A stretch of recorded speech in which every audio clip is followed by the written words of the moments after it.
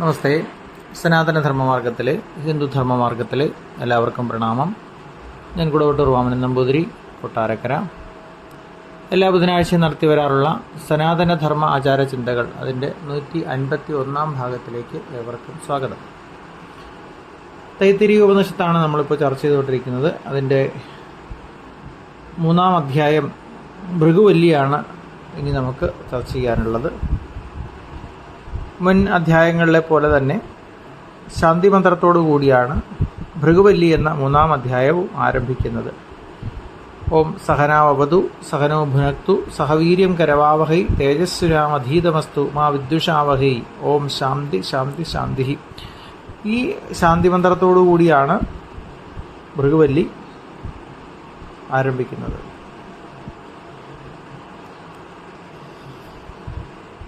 അതിൽ 1-ാം അനുഭാഗത്തിൽ 3-ാം അധ്യായം ഭൃഗുവല്ലി 1-ാം അനുഭാഗത്തിൽ അതിൻ്റെ ആരംഭം ഇപ്രകാരമാണ്. വരുണന്റെ പുത്രനായ ഭൃഗു മഹർഷി പിതാവായ വരുണനെ സമീപിച്ചിട്ട് ഇപ്രകാരം ചോദിക്കുന്നു: അല്ലയോ ഭഗവാൻ, ശ്രേഷ്ഠമായ ബ്രഹ്മത്തെപ്പറ്റി എനിക്ക് ഉപദേശിച്ചു തന്നാലും എന്ന്. അപ്പോൾ വരുണ ഭഗവാൻ ഭൃഗു മഹർഷിയോട് മറുപടി പറഞ്ഞു: അന്നത്തെയും പ്രാണനെയും ചക്ഷുസിനെയും ശ്രോത്രത്തെയും മനസ്സിനെയും വാക്കിനെയും അറിഞ്ഞാലും എന്ന് പറഞ്ഞു.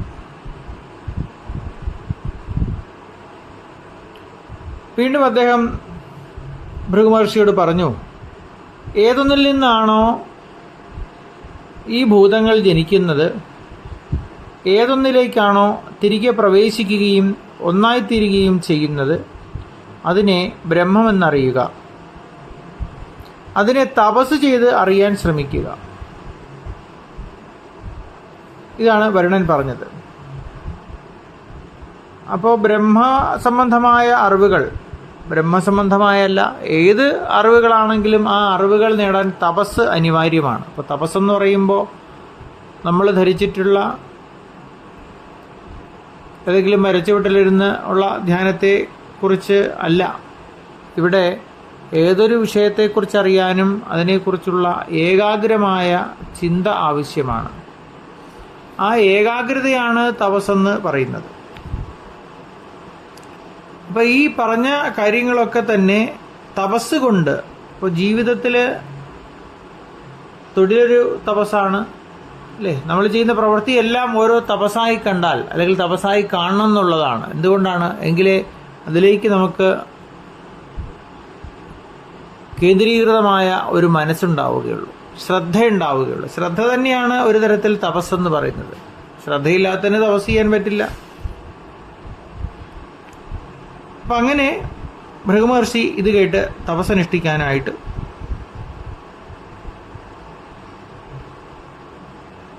ഇവിടെ അതാണ് 1-ാം അനുഭാഗം 1-ാം മന്ത്രത്തിൽ ഇത്രയാണ് പറയുന്നത്. അപ്പം ഇവിടെ ഇതിൽ നിന്ന് നമുക്ക് മനസ്സിലാവുന്നത്, പ്രപഞ്ചത്തിനെ എല്ലാം സൃഷ്ടിച്ച് ആ ജഗത്തിൽ അനുപ്രവേശിച്ചിട്ടുള്ളതും ബ്രഹ്മം തന്നെയാണ് എന്ന് നേരത്തെ സൂചിപ്പിച്ചു. അതായത് സുഖദുഃഖാനുഭവങ്ങളോടുകൂടി കാണുന്ന ജീവാത്മാവ് യഥാർത്ഥത്തിൽ ബ്രഹ്മം തന്നെയാണെന്നാണ് പറയുന്നത്.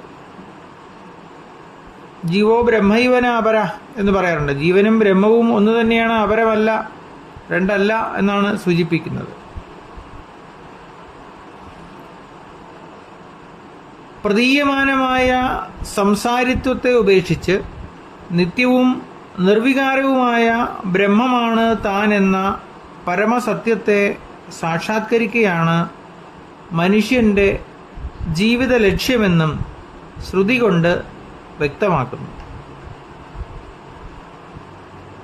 അദ്വൈതമായ ആനന്ദസ്വരൂപവും ഭയകാരണമായ ദ്വൈതത്തിന്റെ അഭാവത്താൽ അഭയസ്ഥാനവുമായ ബ്രഹ്മത്തെ സാക്ഷാത്കരിക്കുന്നവന് പുണ്യപാപങ്ങളുടെ സ്പർശമില്ലാത്തതിനാൽ പുനർജന്മമുണ്ടാകുന്നില്ലെന്ന് പറഞ്ഞുകൊണ്ടാണ് ആനന്ദവല്ലി അവസാനിപ്പിച്ചത്.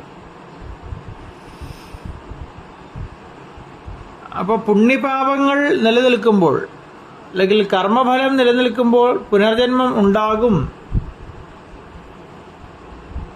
എന്നാണ് നമ്മൾ നേരത്തെ സൂചിപ്പിച്ചത്.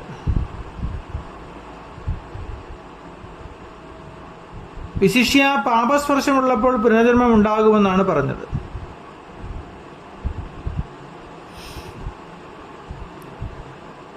ഇവിടെ ഇനി അതായത് ബ്രഹ്മാനന്ദവല്ലിയിൽ പറഞ്ഞതാണ് നേരത്തെ സൂചിപ്പിച്ചത്.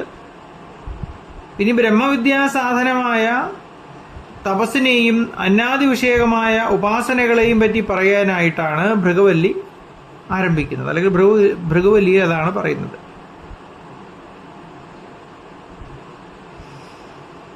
ഇവിടെ വരുണപുത്രനായിട്ടാണ് ഭൃഗുവിനെ പറയുന്നത്. സ്വന്തം പുത്രനായാലും ശിഷ്യനായാലും ജിജ്ഞാസയോടുകൂടി സമീപിച്ചാൽ മാത്രമേ ബ്രഹ്മവിദ്യ ഉപദേശിക്കാവൂ എന്ന് പറയുന്നുണ്ട്. അതുപോലെ ഗുരുവിന്റെ ഉപദേശത്തോടുകൂടി അല്ലാതെ ബ്രഹ്മജ്ഞാനം നേടുവാൻ സാധിക്കുകയില്ല എന്നും ബ്രഹ്മവല്ലിയിലൂടെ അല്ലെങ്കിൽ ഈ ഒരു സന്ദർഭത്തിലൂടെ നമുക്ക് മനസ്സിലാവും. ഇവിടെ ഭൃഗുമഹർഷി ബ്രഹ്മത്തെ അറിയാനുള്ള അതിയായ താല്പര്യത്തോടുകൂടിയാണ് വരുണനോട് ചോദ്യങ്ങൾ ചോദിക്കുന്നത്, അല്ലെങ്കിൽ വരുണനോട് പറഞ്ഞു തരാനായിട്ട് പറയുന്നത്. ഇത്തരത്തിൽ ഉള്ള ആകാംക്ഷയില്ലാത്ത ആൾക്ക്, അപ്പോൾ ഏതറിവും അങ്ങനെയാണ്, ആ അറിവിനെ അറിയാനുള്ള ത്വര ഉള്ളിൽ സൂക്ഷിക്കാത്ത ഒരാൾക്ക് ആ അറിവ് കൊണ്ട് പ്രയോജനമുണ്ടാവില്ല. അത് കേവലം അറിവ് മാത്രമേ ആവുകയുള്ളൂ. അറിവിനോടുള്ള ആസക്തി, ആ ആസക്തിയുടെ പരമമായ തലത്തിൽ മാത്രമാണ്, അല്ലെങ്കിൽ പരമമായ തലത്തിൽ അറിവ് ലഭിക്കുമ്പോൾ, നാം ആഗ്രഹിച്ച അറിവ് ലഭിക്കുമ്പോൾ, ആ ഒരു മാനസികാവസ്ഥയോടുകൂടിയാകുമ്പോൾ ആ അറിവിന് വളരെയധികം ശ്രേഷ്ഠത്വം ഉണ്ടാകും. മാത്രമല്ല വളരെയധികം മനസ്സോടുകൂടി നാം അത് ശ്രവിക്കുകയും ഒക്കെ ചെയ്യാറുണ്ട്. അപ്പം കേവലം ശ്രവണമല്ല, മനസ്സുകൊണ്ടുള്ള ശ്രവണമാണ് ആവശ്യം എന്ന് താല്പര്യം. ആ മനസ്സുകൊണ്ട് നമുക്ക് ഒരു കാര്യം കേൾക്കണമെങ്കിൽ നമുക്ക് ആ കാര്യത്തോട് അതിയായ താല്പര്യമുണ്ടാകണം.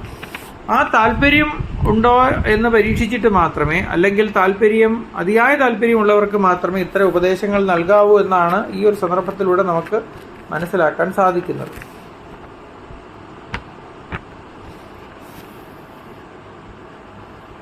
ഈ ബ്രഹ്മവിദ്യയുടെ ഉപദേശത്തിനായി തന്നെ സമീപിക്കുന്ന ഭൃഗുവിന് വരുണൻ ബ്രഹ്മപ്രാപ്തിക്ക് കാരണഭൂതങ്ങളായിട്ടുള്ള അന്നം, പ്രാണൻ, ചക്ഷുസ്, ശ്രോത്രം, മനസ്സ്, വാക്ക് ഇവയാണ് ആദ്യമായി ഉപദേശിക്കുന്നത്.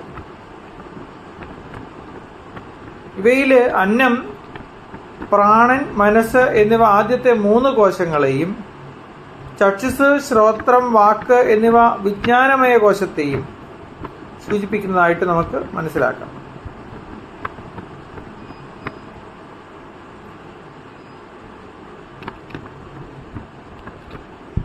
ഇപ്പൊ ബ്രഹ്മത്തെ പ്രാണന്റെ പ്രാണനായും, ചക്ഷുസിന്റെ ചക്ഷുസായും, ശ്രോത്രത്തിന്റെ ശ്രോത്രമായും, അന്നത്തിന്റെ അന്നമായും, മനസ്സിന്റെ മനസ്സായും ഒക്കെ വേദത്തിൽ പറയുന്നുണ്ട്.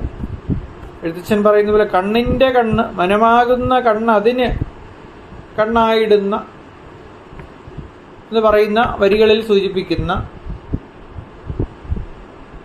അതേ തലം തന്നെയാണ് ഇവിടെയുള്ളത്. അല്ലെങ്കിൽ ഈ ഒരു തലത്തിന്റെ സാരാംശത്തെയാണ് എഴുത്തച്ഛൻ മലയാളത്തിൽ കിളിപ്പാട്ടിലൂടെ നമുക്ക് വ്യക്തമാക്കി തന്നത്.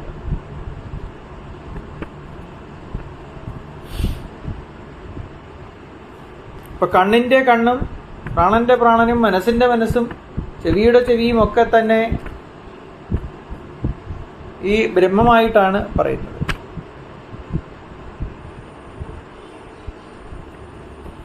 സർവഭൂതങ്ങളുടെയും ഉൽപ്പത്തി, സ്ഥിതി, നാശങ്ങൾക്ക് കാരണം ബ്രഹ്മമാണ് എന്ന് നമ്മൾ നേരത്തെ പറഞ്ഞു. അല്ലെങ്കിൽ ഈ പ്രപഞ്ചം മുഴുവനും ബ്രഹ്മത്തിൽ നിന്നുണ്ടാകുന്നു, ബ്രഹ്മത്താൽ സ്ഥിതി ചെയ്യുന്നു, അവസാനം ബ്രഹ്മത്തിൽ ലയിക്കുകയും ചെയ്യുന്നു. ബ്രഹ്മത്തിൽ വിലയം പ്രാപിക്കുന്നതിനെയാണ് ജനനമരണ രൂപമായ ജീവിതത്തിൽ നിന്ന് മോക്ഷം നേടുക എന്ന് പറയുന്നത്. അപ്പോൾ മോക്ഷം എന്ന് പറയുന്നത് ബ്രഹ്മത്തിൽ നിന്ന് ഉത്ഭവിച്ച നാം ബ്രഹ്മത്തിൽ ലയിച്ചു ചേരുന്ന അവസ്ഥയാണ്. ഇവിടെ ബ്രഹ്മത്തെ അന്നാദികളിൽ സാക്ഷാത്കരിക്കാനായിട്ട് വരുണൻ ഭൃഗുവിനോട് ഉപദേശിക്കുന്നുണ്ട്. അങ്ങനെ പിതാവിന്റെ ഉപദേശം കേട്ട് ലക്ഷ്യസാക്ഷാത്കാരത്തിനായി ഭൃഗു മഹർഷി തപസ്സനുഷ്ഠിക്കുന്നു. അപ്പൊ തപസ് വിവിധ തരത്തിലുണ്ട്. ഇന്ദ്രിയങ്ങളെ ബാഹ്യ വിഷയങ്ങളിൽ നിന്നും വേർതിരിച്ച് മനസ്സിനെ ആത്മതത്വത്തിൽ സ്ഥാപിക്കുക എന്നുള്ളതാണ് അവയിൽ ഏറ്റവും പ്രധാനമായിട്ടുള്ളത്. ഇത് പറഞ്ഞുകൊണ്ട് 3-ാം അധ്യായം 1-ാം അനുഭാഗം അവസാനിപ്പിക്കുകയാണ് ചെയ്യുന്നത്. 2-ാം അനുഭാഗത്തില് 1-ാം അധ്യായം 2-ാം അനുഭാഗത്തില് അന്നം ബ്രഹ്മമാണെന്ന് പറഞ്ഞതിന് ശേഷം അന്നത്തിൽ നിന്നാണ് ഭൂതങ്ങൾ സൃഷ്ടിക്കപ്പെടുന്നത് എന്ന് പറയുന്നു. അന്നത്തിൽ നിന്ന് സൃഷ്ടിക്കപ്പെട്ടവ അന്നത്തിലൂടെ ജീവിക്കുകയും അന്നത്തിലേക്ക് തിരിച്ചു പോവുകയും അതിൽ പ്രവേശിച്ച് ഒന്നായി തീരുകയും ചെയ്യുന്നുവെന്നും സൂചിപ്പിക്കുന്നു. ഇതറിഞ്ഞിട്ട് ഭൃഗുമഹർഷി വീണ്ടും പിതാവായ വരുണനെ സമീപിച്ചു. ഇപ്രകാരം ചോദിച്ചു: അല്ലയോ ഭഗവാനെ, ബ്രഹ്മത്തെപ്പറ്റി ഉപദേശിച്ചു തന്നാലും. അപ്പൊ വരുണൻ മകനോട് പറഞ്ഞു: ബ്രഹ്മത്തെ തപസ്സിനാൽ അറിയാനായി ശ്രമിക്കുക. എന്തെന്നാൽ ബ്രഹ്മം എന്നാൽ തപസ് തന്നെയാകുന്നു. ഇത്തരത്തിൽ വരുണൻ പറഞ്ഞപ്പോ വീണ്ടും ഭൃഗുമഹർഷി തപസ് ചെയ്യാനായിട്ട് പോയി.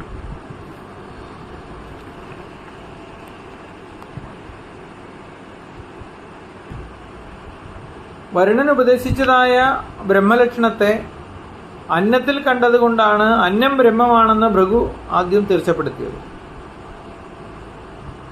കാരണം എല്ലാ ജീവികളും അന്നത്തിൽ നിന്നുണ്ടാകുന്നു, അന്നം കൊണ്ട് ജീവിക്കുന്നു, അവസാനം അന്നത്തിലേക്ക് തന്നെ മടങ്ങുകയും ചെയ്യും. പക്ഷെ ആ അന്നത്തിനൊരു ആദിയുണ്ട്, ബ്രഹ്മത്തിന് ആദിയില്ലല്ലോ. അപ്പോ ഭൃഗുവിന് വീണ്ടും സംശയമായി. അതുകൊണ്ട് വീണ്ടും പിതാവിന്റെ അടുത്ത് എന്ന് അപേക്ഷിക്കുന്നു. ബ്രഹ്മജ്ഞാനത്തിന് ഉത്തമമായ സാധന തപസ്സാണെന്നും അതുകൊണ്ട് സ്വയം ബ്രഹ്മത്തെ അറിഞ്ഞ് ജിജ്ഞാസ നിവർത്തി നേടുകയുമാണ് നല്ലത് എന്നും അച്ഛൻ ഉപദേശിച്ചത് കേട്ട് വീണ്ടും ഭൃഗുമഹർഷി തപസ്സനുഷ്ഠിച്ചു.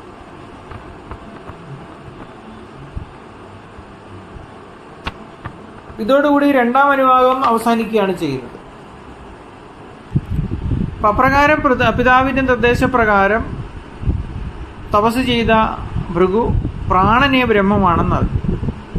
ആ പ്രാണനിൽ നിന്നാണ് ഭൂതങ്ങൾ സൃഷ്ടിക്കപ്പെടുകയും ജീവിക്കുകയും ചെയ്യുന്നത് എന്നും മനസ്സിലാക്കി.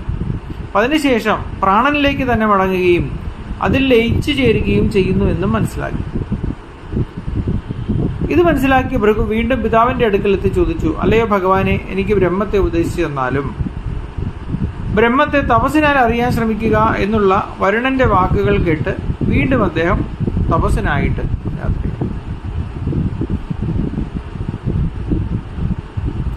ഇവിടെ എന്താ മനസ്സിലാക്കേണ്ടത്?